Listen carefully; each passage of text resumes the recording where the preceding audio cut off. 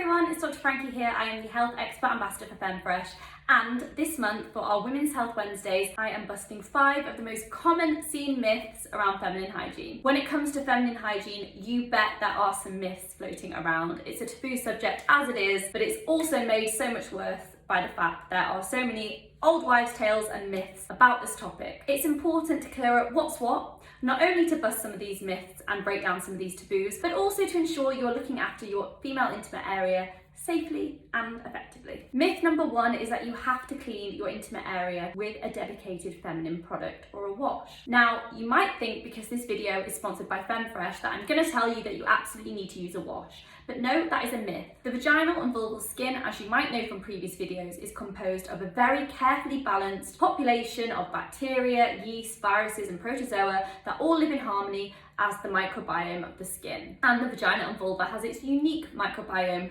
with a slightly more acidic pH than the rest of the skin. Now, it's absolutely fine to cleanse the skin surrounding the vaginal canal, the vulva, with just warm water if you wish. But here at FemFresh, we are advocates of personal choice, and many women do prefer to cleanse with a wash. And our main message is that if you would like to use a wash, then it's important that you don't use your regular perfume shower gel or bubble bath or any other product that is going to potentially risk disrupting that careful, harmonious microbiome and that carefully balanced pH. Instead, if you do choose to use a wash, then using something that's pH balanced, gynecologically and dermatologically tested and soap-free, such as the FemFresh Soothing Wash, which I have here, is designed to support the microbiome rather than just washing it away and disrupting it. So something like this is great to use. This product is 100% soap-free and pH balanced, so it isn't going to disturb that careful, harmonious balance of the microbiome like other washes may do. But if you would prefer to use just water, that's also fine. That leads me on to myth number 2,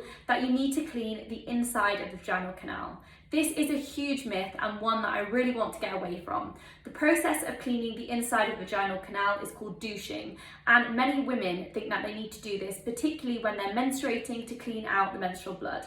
Now, it's important that you don't clean the inside of the vaginal canal. It's fine to clean the skin around the vulva, but leave the vaginal canal alone. The vaginal canal itself is self-cleaning and produces a thin discharge which will clean from the inside out, and that's completely normal. If you do clean inside the vaginal canal with water or any other products, it risks knocking that careful microbiome off balance and causing symptoms such as irritation. So stick to the outer skin and let nature do its course on the inside bit. Myth number 3 is that sexually transmitted infections known as STIs are related to personal hygiene. This is a massive myth, and unfortunately I do still hear of women who clean themselves intensively with cleaning products or other harsh washes after sexual activity to try and minimize their risk of getting an STI, and this is not going to do anything but cause irritation and discomfort. The only way to prevent yourself getting a sexually transmitted infection if you are sexually active is to use barrier contraception such as condoms, or make sure that both you and your partner have got negative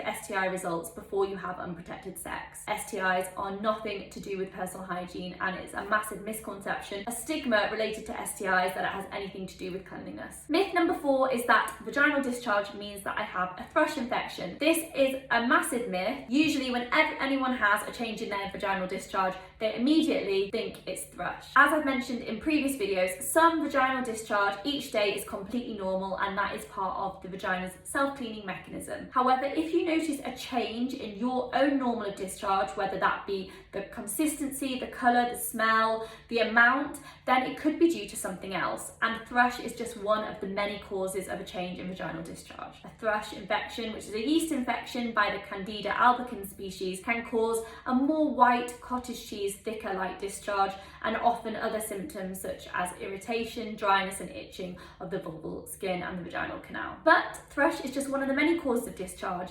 It could also be due to a different kind of infection called bacterial vaginosis, which often causes a more thin grey discharge with a fishy odour. And sometimes sexually transmitted infections can also cause a vaginal discharge, particularly trichomonas can cause a green light discharge. But remember, the most common STIs, chlamydia and gonorrhea, often have no symptoms at all, and the only way you'll know you've got one is if you have an STI test. If you have noticed any change in your own vaginal discharge, please speak to your own doctor. And the final myth is that removing pubic hair is more hygienic. It is very common in today's society to remove pubic hair, whether that be shaving, waxing, epilating, laser hair removal. But it's important that you know that this isn't of any benefit for hygiene reasons. If you want to do it, by all means go for it out of personal choice because you like that better, but it isn't necessarily more hygienic. That is a myth. A recent study published in JAMA Dermatology, which is a big reputable medical journal, revealed that 59% of women remove their pubic hair for hygiene reasons. And whilst we're advocates of choice and you can do what you want with your body, we want to make sure you're educated and informed when making these decisions. There is little risk associated with removing your pubic hair, but actually in evolutionary terms, pubic hair was to reduce friction and also to reduce infection of the genitalia. And in fact, shaving and waxing can come with their own risks, particularly if you get ingrown hairs or infected hair follicles. And also there is some evidence to suggest that if you do have micro trauma of the skin, it can slightly increase your risk of contracting an STI such as herpes. I hope you found this video interesting and useful. My name's Dr. Frankie, and I will see you in the next video. Bye now.